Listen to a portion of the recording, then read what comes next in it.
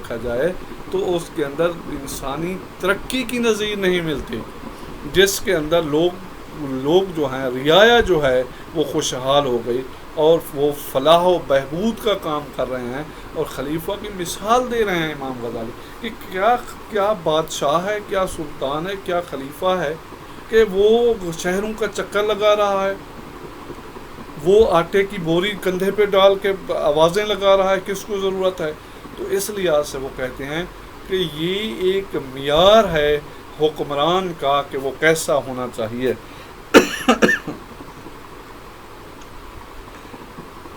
کہتے بعد میں مسلمانوں نے انحراف کیا،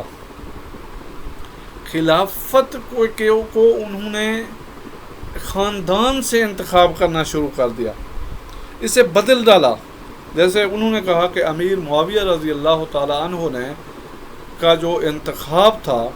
اس انتخاب کو بنو امیہ تک محدود کر دیا۔ اگر وہ چاہتے تو اپنی وصیت کے وقت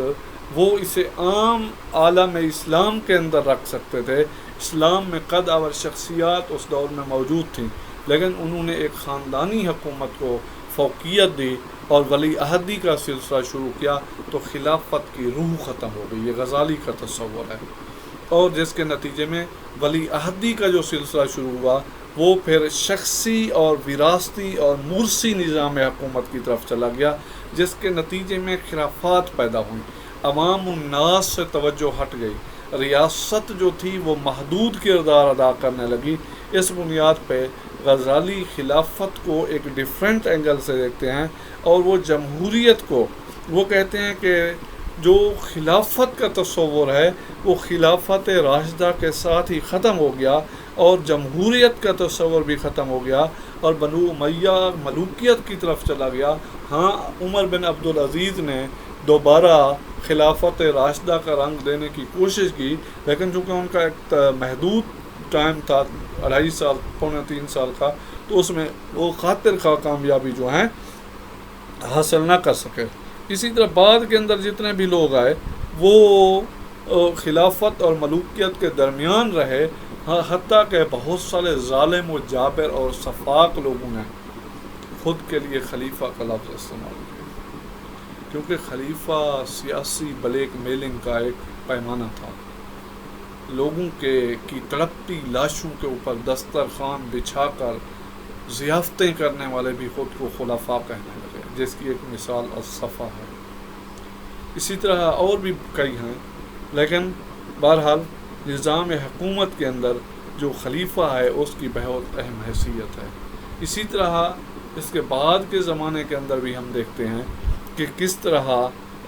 بہت سارے لوگ جو ہیں انہوں نے اپنے لیے خلیفہ کا لقب منتخب کیا، لیکن عملاً یہاں ملوکیت کا ایک تصور تھا۔ اسلامی ریاست کے اندر نظام حکومت کیسے چلے گا؟ اس کے لیے مالیت ہونی چاہیے، ٹیکس وصولی ہونی چاہیے، ذرائع آمدنی۔ غزالی 3 طرح کا بتاتا ہے کہ 3 طرح کے جو ہیں وہ ذرائع آمدنی ہونے چاہیے۔ ان کے اندر وہ کہتے ہیں حلال آمدنی ہونی چاہیے۔ حلال آمدنی جو ہے ان کے نزدیک صرف وہ ہے جو شرعی اصولوں کے تحت وصول کی جائے۔ غزالی کہتا ہے حرام آمدنی میں وہ تمام چیزیں شامل ہوں گی جو ناجائز ذرائع سے شروع ہوں گی۔ انہوں نے ایسی رقم کو خزانے کے لیے مہلک قرار دیا۔ غزالی کہتے ہیں رشوت سے، سود سے، لوٹ مار سے، ناجائز جرمانوں سے، ٹیکسز سے جتنا رقم وصول کی جائے گی وہ ایک خوفناک عمل ہوگا جو ریاست کی تباہی میں کردار ادا کرے گا۔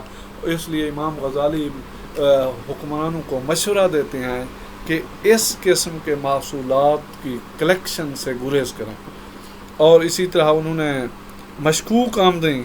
بالفرض مشتبہ آمدنی ہے، بگار کی آمدنی ہے، وہ کہتے ہیں اس سے بھی اجتناب کرنا چاہیے۔ اور ان کا جو تصور اقتدار اعلیٰ ہے اس کے اندر وہ نظریہ اسلامی اقتدار اعلیٰ ہی ہے کہ اصل مالک اللہ تعالیٰ ہے، انسان اس کا نائب ہے۔ غزالی کے ہاں خلیفہ نائب ہے، خلیفۃ الرسول، خلیفۃ اللہ۔ وَإِذْ قَالَ رَبُّكَ لِلْمَلَائِكَةِ إِنِّي جَاعِلٌ فِي الْأَرْضِ خلیفہ کا تصور ہے اور اسی تصور کی روشنی میں امام غزالی فرماتے ہیں کہ خلیفہ تو نائب ہے، اصل اختیارات کا مالک اللہ ہے، لیکن وہ کہتے ہیں جس کو خلیفہ بنا دیا جاتا ہے وہ عاقل بالغ ہو، دور اندیش ہو، دینی علم رکھتا ہو،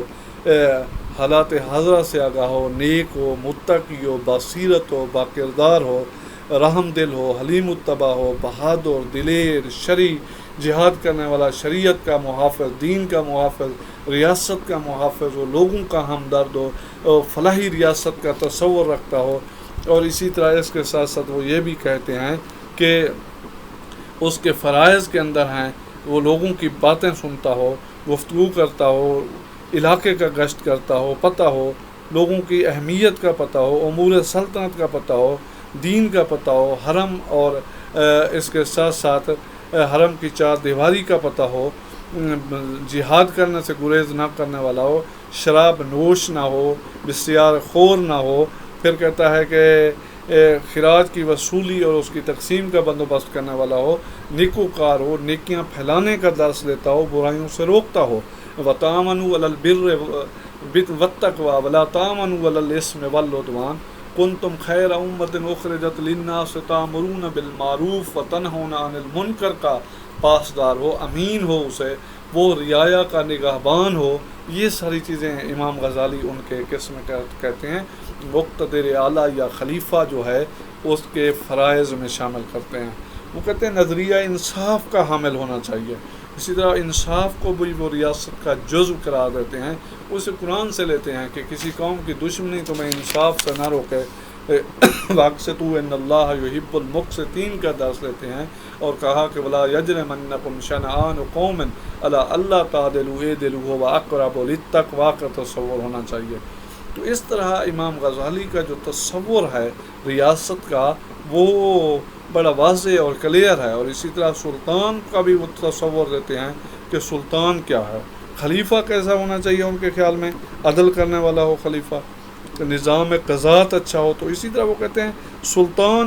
کا متعلق نظریہ کیا ہے، سلطان کہلاتے ہیں، ان کا خیال ہے کہ بعض لوگ سلطان کہلاتے ہیں، سلطان ضروری نہیں خلیفہ ہو سکتا ہے سلطان کسی ایک علاقے کے اندر کسی خلیفہ کے تابع ہو، جیسے سلطان محمود غزنوی کو خلیفہ قادر باللہ نے کہا کہ یہ ہمارا کیا ہے، ہمارا امین ہے ہماری ریاست کے اندر، اور امین الملت امین الدولہ کا خطاب دیا۔ تو غزالی کہتے ہیں سلطان ایک عامل بھی ہو سکتا ہے، کسی ایک جگہ پہ وہ خلیفہ کا نمائندہ بھی ہو سکتا ہے، تو اس لیے وہ کہتا ہے وہ تقریباً انہی خصوصیات کا حامل ہونا چاہیے جو ایک خلیفہ کے اندر، ایک بادشاہ کے اندر ہوتی ہیں، عادل ہو، دیانتدار ہو، شریعت کا پابند ہو، لوگوں کا محافظ ہو، ریاست کا محافظ ہو، دین کا محافظ ہو۔ تو ان حالات میں ہم کہہ سکتے ہیں کہ امام غزالی نے جس طرح نظریہ ریاست و سیاست دیا، خلافت و ملوکیت دیا، تو اس سے واضح ہوتا ہے کہ دراصل ان کا جو سیاسی فلسفہ ہے وہ لوگوں کی